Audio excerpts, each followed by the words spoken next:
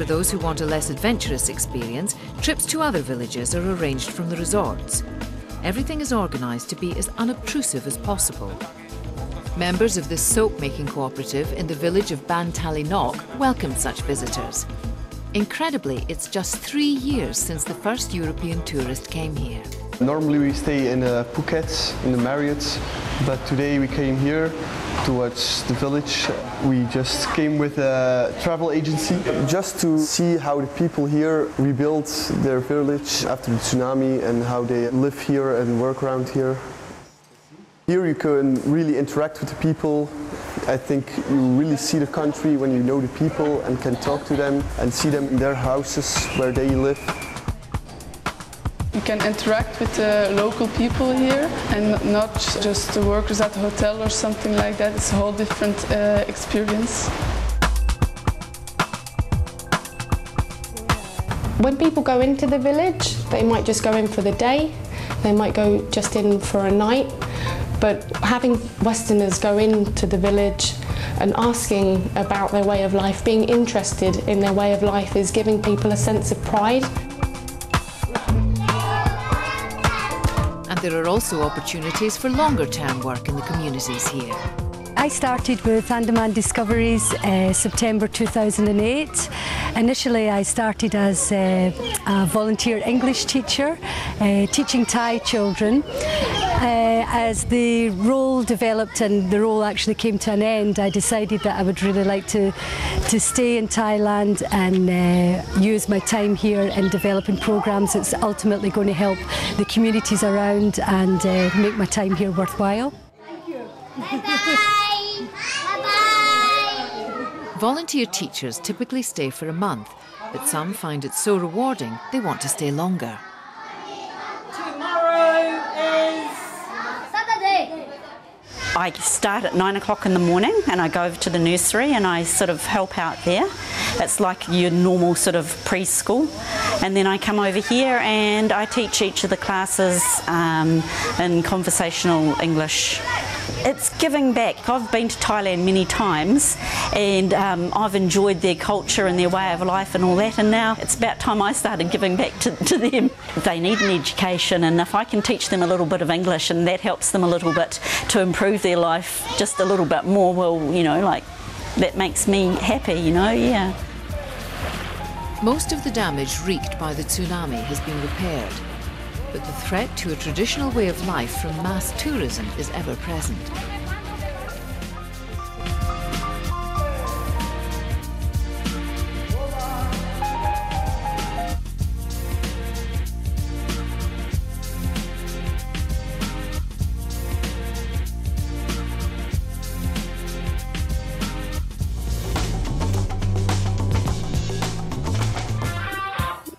Recent images of Kabul, the capital of Afghanistan, are unlikely to have shown women poring over fashion magazines and stitching embroidery on panels for high-fashion blouses.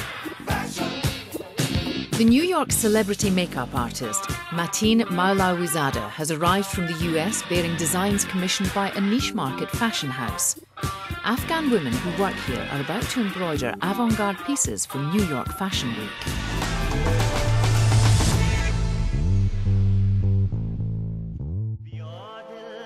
This is going to be a top. We just basically retraced everything that they send us and made it into the embroidery piece. Afghan-born, Mateen left his country at the beginning of the 1980s along with his family during the Soviet invasion. But his heart was always in his country of birth. 5 years ago, he returned to set up Afghan Hands. Together with his local project manager, Noor Jan, they began transforming the lives of women widowed in Afghanistan's latest war.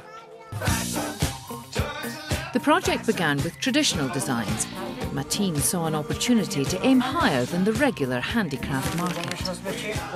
Now Afghan Hands carries out work for European and American designers who demand high-quality hand embroidery.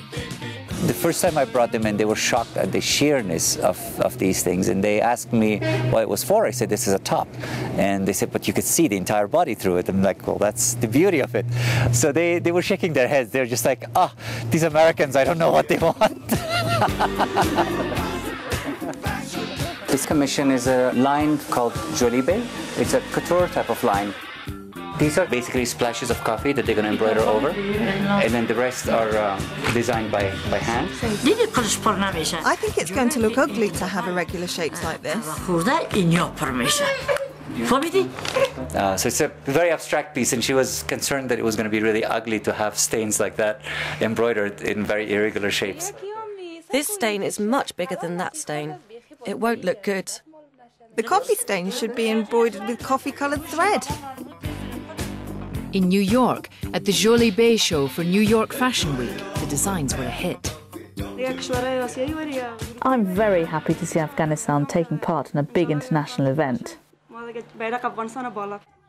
Some of our ladies that have been with us now, and they are very professional at what they do, they're master embroiderers, they can earn from $250, $300 a month, which is a huge income in Kabul.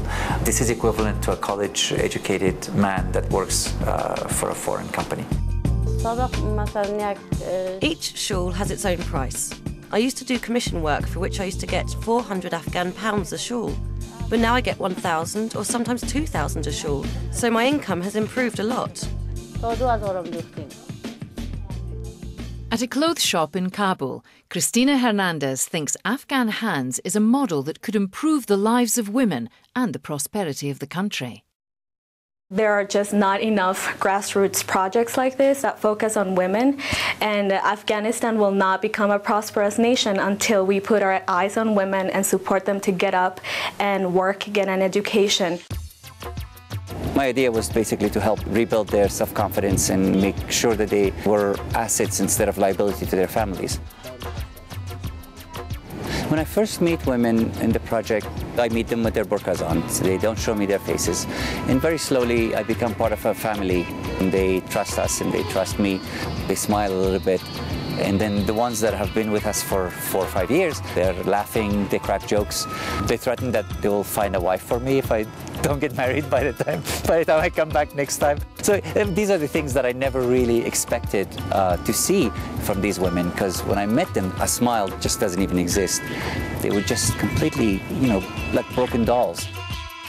I have severe headaches, and because of that, I don't have the patience for embroidery. But I persuaded Afghan Hands I had a role. I sew labels, and with Nur Jan, I wash the shawls, iron them, and prepare shipping. During Taliban times, I always wore the burqa, but Nur Jan encouraged me to remove it, so I did, and I now cut up my burqas to make labels out of them for our shawls. This is our label now, which is a cut-off piece of a burqa, which we hope to symbolize someday freedom for women in Afghanistan. During the time of the Taliban, they used to arrest everyone. They would arrest people from the streets, from anywhere possible. My uncle too had been arrested and was in jail. My mother and other family members went to ask for his release. That's when they saw my husband with his hands tied behind his back. They put him in a Datsun truck with Taliban surrounding him. They drove him out of the station and took him to the desert. Afghan Hands capitalises on the skill of these women with a needle and thread, but it's not only earning them an income, but also teaching them literacy and numeracy. Before joining the course, I was illiterate. Somehow, Nurjan heard about me and gave me a place on the Afghan Hands course, and for this I'm forever grateful. In such a traditional society, it's not always easy to educate women. Most women are not allowed to leave the neighborhoods. Most of them are not even allowed to leave their compounds or their homes. So we rent a room at a trusted area, at a trusted house, so the women could come in and gather. And these are usually an elder in the community or somebody who's very well trusted. And that's how we function. The security issue has been one that we've been battling for a long time, especially in the last 3 years. There was a lot of kidnappings that was happening. This is my life. I would give my life to it. So, our goal initially was to do literacy. Literacy is the core of Afghan Hands. To have every woman that participates in our project be able to read and write, be able to look at a contract, and at least make a decision whether to sign or not. It's their signature. This reads Momina. So every time they finish a shawl, they sign their own shawls, and it becomes their own. I was very happy the first time I saw the signatures, and they could read and write and sign their names. It was so exciting. Currently we have about 100 women in Kabul and 100 women in Jalalabad. A day of work for a woman in our center means coming in the morning, study for a few hours, and we teach literacy, numeracy, and basic human rights according to Islamic law, according to Afghan law, and also according to the customs. We have progressed a lot. We have 4 of our ladies that are attending school now. One of our students finished grade 3. She was so brilliant that she actually took the accreditation exam in school and was accepted to grade 6. So she actually skipped 3 grades. So they're really doing amazing work.